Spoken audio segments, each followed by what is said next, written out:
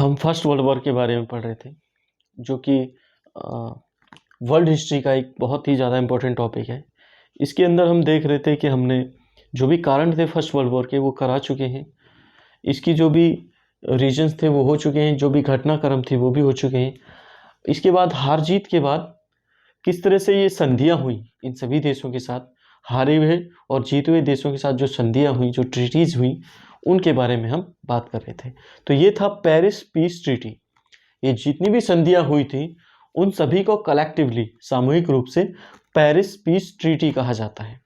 तो आज हम देखने वाले हैं न्यूली की संधि, जो कि बल्गारिया के साथ हुई थी, इन सभी जीते हुए राष्ट्रों की, न्यूली नामक स्थान पे। तो हम पहले पढ़ चुके हैं वर्साई की संधि, जो कि जर्मनी के साथ हुई थी, सेंट जर्मे की संधि जो कि ऑस्ट्रिया के साथ हुई थी, और ट्रियानो की संधि जो कि हंगरी के साथ हुई थी। आज हमारा टॉपिक रहेगा न्यूली की संधि, जो कि बल्गारिया के साथ हुई थी। तो देख लेते हैं, न्यूली की संधि 27 नवंबर 1919 को हुई थी इन सभी राष्ट्रों के बीच में। इसमें क्या था, बल्गारिया ने यूनान को थ्रेस का जो प्रदेश था, बल्गारिया के पास जो थ्रेस का जो प्रदेश था, जो क्षेत्र था, वो यूनान को देना स्वीकार कर लिया था। और जो डोब्रुजा का जो प्रदेश था वो रोमानिया को देने के लिए स्वीकार कर लिया। और जो मैसिडोनिया था वो यूगोस्लाविया को देने के लिए स्वीकार कर लिया। और कोई चारा भी नहीं था स्वीकार करने के लिए, क्योंकि ये हारे हुए देश थे। अब ये अपनी मर्जी से इन पे जो भी शर्तें थोप रहे थे, इनको माननी पड़ रही थी।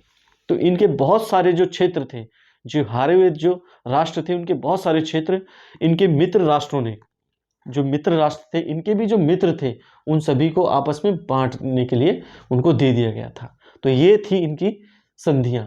आगे है, जल सेना समाप्त कर दी गई।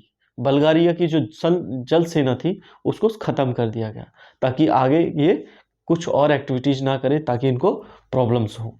आगे क्या है, कुल सैनिक संख्या 33,000 तक सीमित कर दी गई। इनकी सैनिक संख्या को काफी सीमित कर दिया गया। सैनिक संख्या को मैंने देखा है कि सभी संधियों में, हमने पढ़ाया है कि सभी संधियों में सीमित कर दिया गया है, या तो कुछ को हटा दिया गया है, या इतना कम कर दिया गया है कि इनका काम ही चल सके। ये नहीं कि ये किसी से युद्ध करने के लायक रह सके। इस चीज का इन्होंने ध्यान दिया। आगे युद्ध का दोषी ठहराया गया। बल्गारिया को और इन सभी देशों को युद्ध का दोषी इन्हीं को ठहराया गया। चाहे गलती इन्हीं की रही हो, लेकिन इनका दोषी इन सभी को ठहराया गया। इस तरह की ये संधियां हुई। आगे है, भारी धनराशि भुगतान करने के लिए विवश किया गया। इन सभी को क्षतिपूर्ति के रूप में, जो भी नुकसान हुआ उसकी पूर्ति के रूप में, इनको बहुत ज्यादा क्षतिपूर्ति के रूप में बहुत बड़ी बड़ी धनराशि इनको भुगतान करने के लिए विवश किया गया। इनको जोर जबरदस्ती की गई, इनके क्षेत्रों को छीन लिया गया इनके द्वारा, इन सभी देशों की।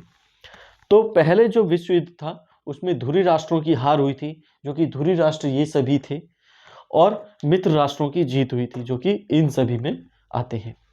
तो ये था हमारा न्यूली की संधि, जो कि बल्गारिया के साथ हुई थी। तो मिलते हैं अगली संधि में। ये जो रहेगी सेवर्स की संधि रहेगी, जो कि टर्की के साथ हुई थी। ये थोड़ा इंटरेस्टिंग है, बहुत अच्छा लगेगा, और इसके बारे में जानना बहुत ज़रूरी है।